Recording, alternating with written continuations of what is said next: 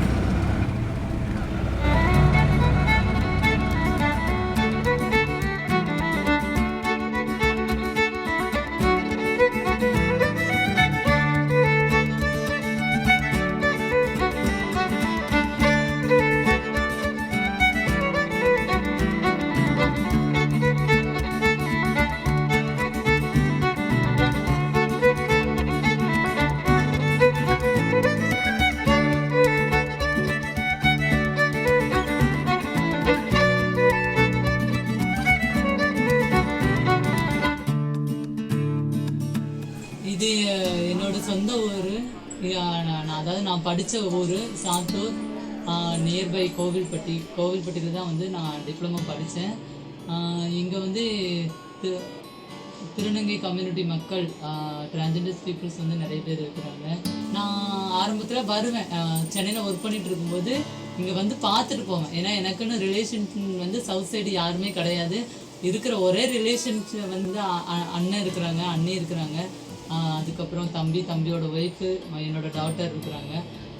எல்லாரையும் பார்த்துட்டு அந்த ஹோல் டே ஒரு 2 hour இல்லை 1 day கூட வந்தாலும் அந்த 1 day ஃபுல்லாக என்ஜாய் பண்ணி எல்லாரையும் பார்த்துட்டு போவேன். சொந்த ஊர் சிவகாசி பக்கத்தில் ஒரு வில்லேஜ். அங்கே தான் இருந்தோம். நான் 10th வரைக்கும் படிச்சிருக்கேன். அப்போ ஹாஸ்டலில் தங்கி படிக்கிறப்ப என்னோடய ஃப்ரெண்டு ரமணான்னு சொல்லிட்டு ஒருத்தவங்க, அவங்க மூலம் தான் எனக்கு பானு தெரியும். திருநெல்வேலியில் ஒரு ஹோமில் போயிருந்தோம். அப்போம்போதில் அவங்கள எனக்கு பழக்கம். அப்போம்போதில் 10th முடிச்சுட்டு எங்கள் வீட்லேயும் கொஞ்சம் பிரச்சனை, ஒரு மாதிரி நடக்கிற, ஒரு மாதிரி பேசுகிறேன்னு சொல்லிட்டு மேற்கொண்டு படிக்கவும் அப்போ முடியல. ஒரு NGOவில் எங்கள் கம்யூனிட்டிக்காண்டி ஒர்க் பண்ணிவிட்டு ஒரு 3 years ஒர்க் பண்ணிக்கிட்டு இருக்கேன். இப்போ இதோட 4 years ஆக போகுது. நடுவில் இங்கே மற்ற என்னை மாதிரி மக்களோட இருந்தேன் ஒரு 2 வருஷமா. அவங்களோட நடத்த கொஞ்சம் சரியில்லை, கொஞ்சம் ஒரு மாதிரியாக இருந்ததுனால என்னால் அவங்க கூட இருக்க முடியல. அப்புறம் தனியாக அந்த வீடு பிடிச்சி அம்மாங்கிட்ட என்னோட மதர்ட்டி போய் அவங்க செய்யின அடை வச்சு 50,000 வாங்கி சிசேரியன் பண்ணி இங்கே தான் ஒரு 2 years இருக்கேன். இதுதான் என்னோட ஃபஸ்ட்டு பொண்ணு. எனக்கு ரொம்ப சப்போர்ட்டிவ், உண்மையிலே நிறைய சப்போர்ட் பண்ணியிருக்காங்க இவங்க. இப்போ ஒரு NGOவில் ஃபீல்டு ஆஃபீஸராக ஒர்க் பண்ணிகிட்ருக்குறாங்க, தோழின்னு சொல்லிட்டு ஒரு NGOவில். நாங்கள் 2 பேரும் ஸ்கூலில் டான்ஸ் ஆடுவோம், ஒரே ஸ்கூலில் ஒன்றா படிச்சு. ஒரே ஸ்கூலில் நான் 8th படிச்சிருந்தேன், அவங்க 12th படிச்சிருந்தாங்க. ஒன்று தான் இருப்பேன், சின்ன பையனாக இருப்பேன். அவங்க முன்னால் ஆடிட்டு இருப்பாங்க, நான் பின்னால் இருந்துக்கிட்டு சின்ன பாப்பா மாதிரி ஸ்டெப் போட்டுட்ருப்பேன். அதான் ஞாபகம் இருக்குது. அதுக்கு ஒரு 5 வருஷம் இருக்கும் உங்களை பார்த்து. இருக்கும் 5 வருஷம் ஆகிட்டாங்க. அதுக்கப்புறம் பார்க்கல. 12th பாதியில் போனாங்கன்னா அதுலேருந்து அவங்கள 5 வருஷம் பார்க்கல. அதுக்கு வந்து அவங்க கால் பண்ணி என்னோடய பிரச்சனை எடுத்து சொன்னேன். அதுக்கு தான் எனக்கு இங்கே சென்னைக்கு வந்து கூப்பிட்டு அவர் பேசிச்சு ஒரு முடிவுக்கு வந்தாங்க. ஒரு 5 நாள் வீட்டில் இருந்து அதுக்கப்புறம் உங்கள் ஊருக்கு போனேன். ஊருக்கு போய் என்னை நான் பார்த்துக்கிட்டாங்க. இவங்க தான் பார்த்துக்கிட்டாங்க. என்னை வந்து ஒரு கம்பெனியில் வேலைக்கு சேர்த்து விட்டாங்க. எங்கள் தோழி ஆர்கனைட்டில் எங்களுக்கு சோசியல் ஒர்க்ஸ் தான் நடக்குது. அங்கே தான் சேர்த்து விட்டாங்க. இங்கே தான் இப்போ எனக்கு 8500 சேலரி எங்களுக்கு கிடைக்குது. 8500. இது வந்து என்னோட 3வது பொண்ணு, இது என்னோட 4வது பொண்ணு. இவங்க பேர் வந்து தாரிகா, இவங்க பேர் யாஷிகா. தாரிகா வந்து இப்போ தான் அவங்க வீட்டில் ஃபேமிலியிலேருந்து நிறைய பிரச்சனைகள் எல்லாமே வந்தது.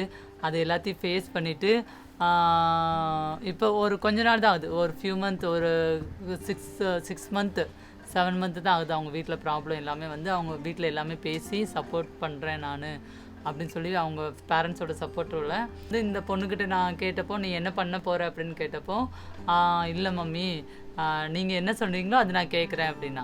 அப்போ நான் சொன்னேன், நீ என்ன படிச்சிருக்க அப்படின்னு கேட்டப்போ, நான் +2 வந்து டிஸ்கண்டினியூ அப்படின்னு சொல்லி சொன்னான். நீ ஏன் டிஸ்கண்டினியூ பண்ண? +2 வந்து திரும்ப எழுது, உன்னால் கண்டிப்பாக எழுத முடியும், அதுக்கு மம்மி வந்து ஃபுல் அண்ட் ஃபுல் சப்போர்ட் பண்ணுறேன்னு சொல்லிட்டு அவங்க திரும்ப எழுதுறதுக்கான ப்ராசஸ் இப்போ நடந்துட்டு இருக்குது. அதுபடி அவளும் சொல்லிட்டா, நான் கண்டிப்பாக படிக்கிறேன்னா படிப்புக்கு கண்டிப்பாக நான் சப்போர்ட் பண்ணுவேன், என்னால் முடிஞ்ச பெஸ்ட்டை நான் கண்டிப்பாக அவங்களுக்கு தருவேன் அப்படின்னு சொல்லியிருக்கிறேன். இது வந்து யாஷிகா வீட்லேயும் அதே மாதிரி தான். இப்போ ஒரு 2-3 மந்த்ஸாக தான் பிரச்சனைகள் ப்ராப்ளம் எல்லாமே வந்துட்டுருக்கு. அவங்க அப்பாவும் அவங்க வீட்டில் வந்து ரொம்ப ஃபீல் பண்ணுறாங்க, ஐயோ இப்படி நம்ம பிள்ளை வந்துடுச்சே அப்படின்னு சொல்லிட்டு. அதுக்கப்புறம் நானும் பேசினேன் அவங்க அம்மாக்கிட்ட எல்லாருக்கிட்டேயும். அவங்க இருந்தாலும் வந்து கொஞ்சம் சின்ன சலனம் எல்லாமே இருக்க தான் செய்யுது. அவங்க வீட்டில் பேசியிருக்கிறேன், அவங்க உங்கள் கூட வச்சுக்கோங்க, நீங்கள் எங்கேயாவது வேலைக்கு அனுப்பணுன்னாலும் அனுப்புங்க அப்படின்னு சொல்லியிருக்காங்க. ஸோ ஜாப்பும் இந்த பொண்ணுக்கு இப்போ நான் வந்து சொன்னதுனால ஒரு 2-3 மந்த்ஸ் போகட்டும், கண்டிப்பாக ஜாப் ஏதாவது அரேஞ்ச் பண்ணலாம்னு சொல்லி ஜாப் அரேஞ்ச் பண்ணிகிட்ருக்கிறேன். கூடிய சீக்கிரத்தில் ஒரு 1 or 2 மந்த்தில் ஜாப்பில் போய் இந்த மேமும் உட்காந்துருவாங்க. இப்போ இங்கே இன்ஜினியர் படிச்சுட்டு இருக்கிறாங்க. அதுமாதிரி எனக்கு படிக்கணும்னு ஆசை இருக்குது. இவங்க படிக்கிறது நிறைய பேர் கேட்குறாங்க. உன்னோட இப்போ என் குருன்னு சிஸ்டம் நிறைய இது இருக்குது. உன்னோட குரு யாருன்னு கேட்குறேன். என்னோட குரு நான் பானுன்னு சொல்லி எனக்கு பெருமையாக இருக்குது. சில பேருக்கு கடை கேட்குறாங்க, பாலியல் தொழில் பண்ணுறாங்க. அந்தமாதிரி என்னோட குரு இல்லாமல் நல்ல ஒரு படித்து முன்னேறணும்னு ஆசை இருக்குது. அதுமாதிரி எனக்கு ரொம்ப பெருமையாக இருக்குது. நிறைய பேருக்கு சொல்கிறாங்க, உன்னோட குருவா இப்போ ஒரு இன்ஜினியரிங் காலேஜில் படிக்கிறாளே, எங்களுக்கும் ஒரு சந்தோஷமாக இருக்குது. நம்ம பீப்புளும் ஒரு திருநங்கைகள் வந்து இன்னும் படித்து முன்னேறணும்னு நிறைய பேர் ஆசைப்பட்றாங்க. எனக்கும் சந்தோஷமாக இருக்குது. இவங்கள மாதிரி நானும் இன்னும் வரணும்னு ஆசைப்படுறேன்.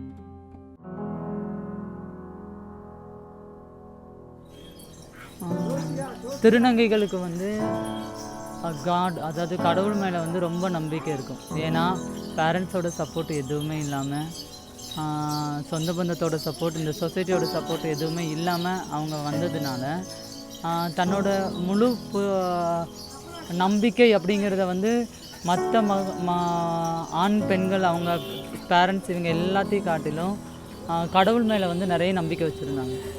அந்த நம்பிக்கை வந்து ரொம்ப பவர்ஃபுல்லானது, பயங்கர. எந்த ஒரு திருநங்கையும் கேட்டிங்கன்னா கடவுள் மேலே வந்து பக்தி அதிகமாக அப்படின்னு கேட்டாங்கன்னா நிச்சயம் எல்லாருமே வந்து கடவுள் மேலே பக்தி அதிகம்தான் வந்து சொல்லுவாங்க.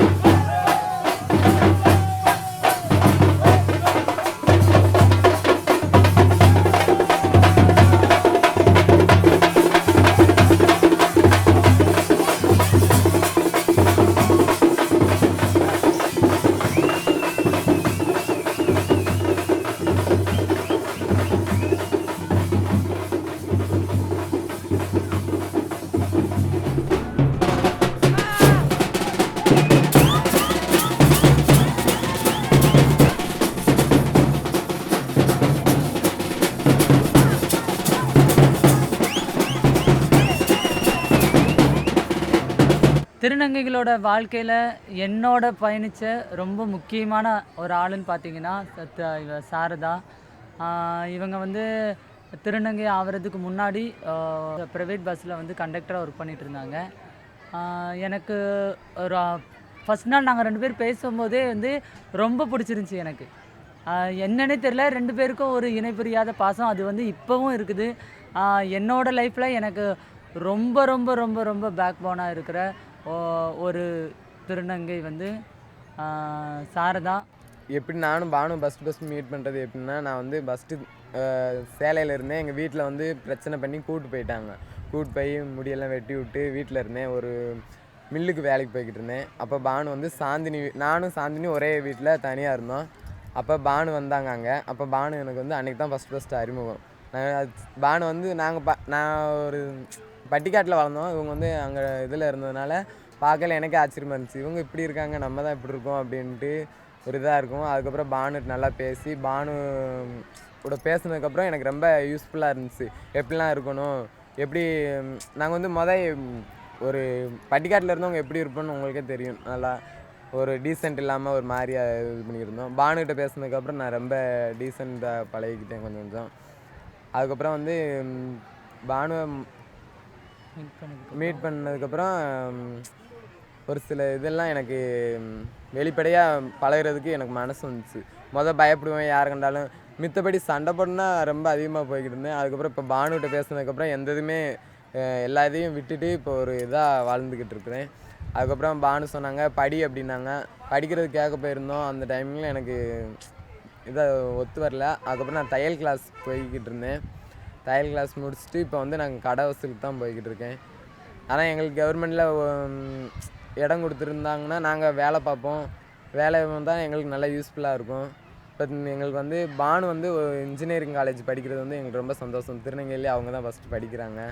எனக்கு என்னோடய லைஃப்பில் வந்து நான் கஷ்டப்பட்டது இன்றைக்கி வந்து இன்ஜினியரிங் கஷ்டப்பட்டதில் கூட ரொம்ப ரொம்ப ரொம்ப முக்கிய பங்கு வந்து இவங்கள்கிட்ட இருக்குது.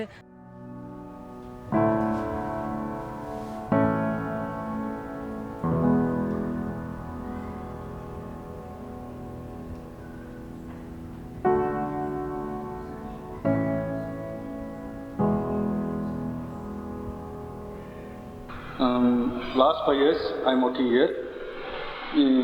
About my department, totally nearly 100 students should be studying second and third and final year.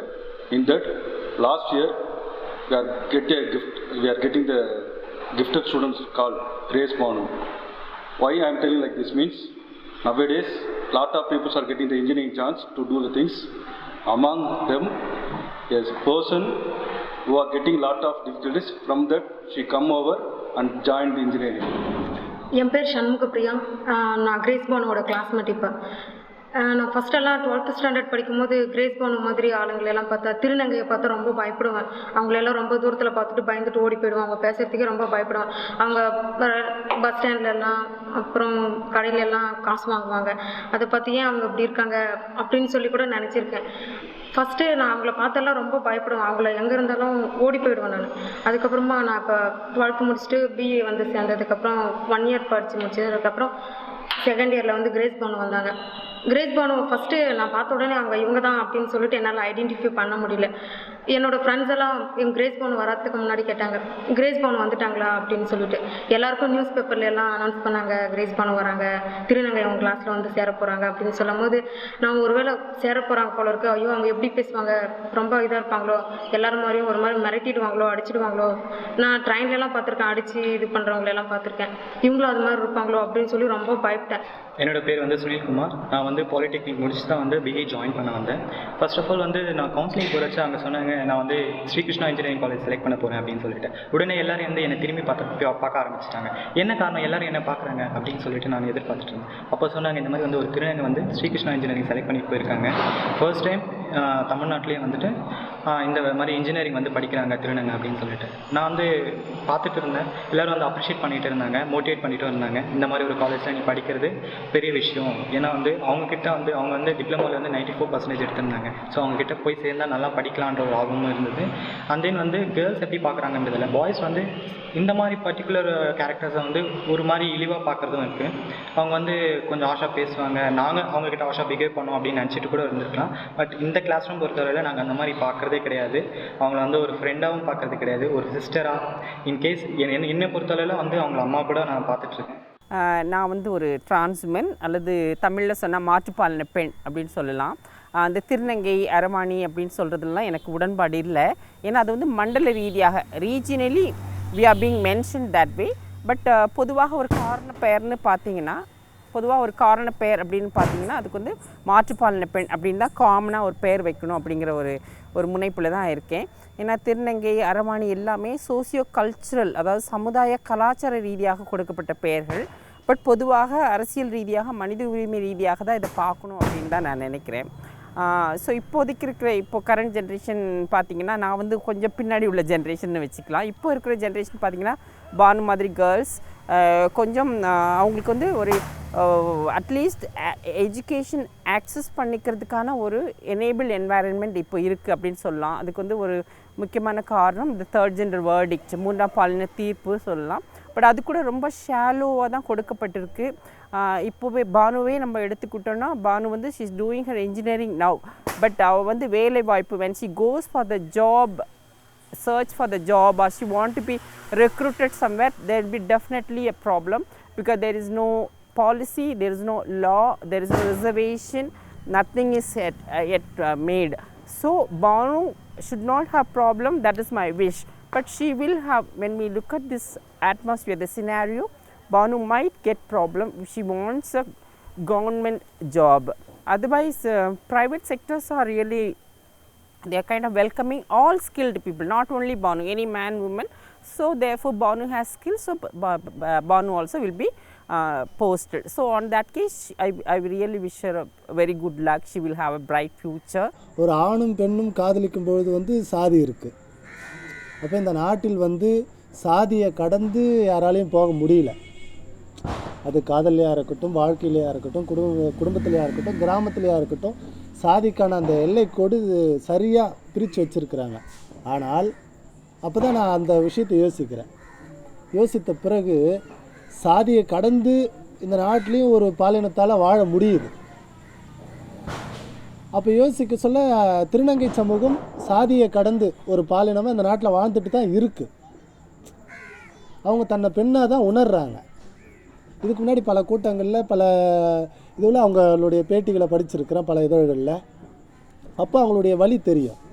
அப்போ சாதியத்தையும் இதையும் கம்பேர் பண்ணி ஒப்பிட்டு நான் பார்க்கும்பொழுது சாதி இல்லாத ஒரு சமூகமாக, சாதி இல்லாத ஒரு பாலினமாக திருநங்கைகள் எனக்கு தெரிஞ்சாங்க. அப்போ திருநங்கைகளை வந்து நான் தேட சொல்ல முகநூல்லேருந்து தேடுறேன். இவங்கள திருநங்கைன்னு சொல்லிட்டு தட்டச்சு செய்து இவங்களை வந்து நான் தேடுறேன். அப்போ இவங்க வராங்க. இவங்க ப்ரொஃபைலை பார்க்குறேன். பார்த்தோன்னே ப்ரொஃபைலெல்லாம் ஒரு நாகரிகமாக ஒரு ஒரு பொது சிந்தனை உள்ள ஒருத்தராக இவங்க தெரிகிறாங்க. அதுக்கப்புறம் சேட் பண்ணுறோம். சேட் பண்ணோன்னே சந்தித்ததே வந்து பொது தளத்துக்காக தான், பொது விஷயத்துக்காக தான், அதாவது திருநங்கையர்னுடைய விடுதலைக்காகத்தான். அப்போ இவங்க என்கிட்ட கேட்குறாங்க, இந்த மாதிரி நாங்கள் ஒரு ஆர்ப்பாட்டம் நடத்தணும், உதவி பண்ண முடியுமா? ஓகே பண்ணுறோம் அப்படின்னு சொல்லிட்டு முதல் சந்திப்புலேயே போகிறோம். முதல் சந்திப்புலேயே போயிட்டு கமிஷனர் ஆஃபீஸில் போயிட்டு ஆர்ப்பாட்டத்துக்கு அனுமதி தரணும். கமிஷனர் ஆஃபீஸில் சண்டை. அங்கே இருக்கிற போலீஸ்காரங்க இவங்கள ஒரு மாதிரியாக பேசுகிறாங்க, இன்னொரு மாதிரியாக பேசுகிறாங்க. 2 பேர் எதிர்த்து நிற்கிறோம். அப்போ இவங்களுடைய போர் குணம் பிடிச்சிருந்தது. அப்போது திருநங்கையை திருமணம் பண்ணணும்னு சொல்லிட்டு ஒரு ஐடியாவுக்கு வந்தேன். ப்ளஸ் நான் ஏற்கனவே பல போராட்டங்களில் கலந்துட்டு இருக்கிறேன். அந்த நேரத்தில் இவங்களுடைய போர் குணமும் பிடிச்சிருந்தது. அதுக்கப்புறம் ஒரு போராட்டங்களை கலந்து பேசுகிறோம். அதுக்கடுத்து எப்படி கொண்டு போகலாம் இந்த போராட்டங்களை அப்படின்னு சொல்லிட்டு, சரி தலைமைச் செயலகத்தை முற்றுகையிடுவோம், அண்ணா சாலையை, கடற்கரை சாலையை வந்து மறிப்போம், டிஎன்பிசி அலுவலகத்தை வந்து முற்றுகையிடுவோம் அப்படின்னு சில திட்டங்களை எடுக்கிறோம். 3 நாளில் இதை பண்ணணும் அப்படின்னு முடிவு பண்ணுறோம். முதல் நாள் வந்து கடற்கரை சாலையை வந்து மறிக்கிறோம். ரோட்டில் போயிட்டு ஒரு 10 பேர் உட்காடுறோம், உட்காந்து கோஷம் போடுறோம். போலீஸ்காரன் வந்து கைது பண்ணுற மாதிரி பண்ணிவிட்டு அப்படியே விட்டுட்டாங்க. 2வது நாள் டிஎன்பிசி அலுவலக முற்றுகை, நான் அதுக்கு போகல வேலை. 3வது வந்து தலைமைச் செயலக முற்றுகை, அன்றைக்கி தான் சட்டமன்றம் கூடுது. தலைமைச் செயலக முற்றுகை, நாங்கள் 6 பேர். தலைமைச் செயலக முற்றுகை, இப்போ 100கணக்கான போலீஸ். அப்போ இவங்கள களத்தில் பார்க்குறேன், இவங்களுடைய போர் குணம், அந்த அந்த வீரம், இதை பார்க்குறேன். சாதியை கடந்த இவங்களுடைய பார்வை, பாலினத்துக்கான பாலின விடுதலைக்கான வேட்கை, இதெல்லாம் இவங்க மேலே எனக்கு இன்னும் காதல் அதிகரிச்சு. சாதியும் மதமும் வசதியும் மலிஞ்சு கிடக்கிற இந்த நாட்டில் இதையெல்லாம் மீறி ஒரு பாலினம், தன்னை பெண்ணாக நினைக்கிற ஒரு பாலினம், நான் பெண் நினைக்கிற ஒரு பாலினம், அது போராட முன் வரும்போது இதை காதலிக்காமல் நான் வேறு எதை காதலிப்பேன்? இவங்கள காதலிக்காமல். அப்போ இயல்பாக காதல் வந்தது. அதை நான் இவங்க கிட்ட சொன்னேன். தொடக்கத்தில் இவங்க அந்த சமூகத்தை பார்த்து பயந்தாலும் இவங்க அந்த திருநங்கை சமூகத்துக்கான முன்னோடியாக இருந்து பல விஷயங்களை யோசித்தாங்க, இது செட் ஆகுமா செட் ஆகாதா. அதுக்கப்புறம் வந்து சூழலையும் பார்த்து என்னையும் இவங்க புரிஞ்சு, அதுக்கப்புறம் ஒருத்தருக்கு ஒருத்தர் புரிஞ்சு நாங்கள் திருமணம் பண்ணோம்.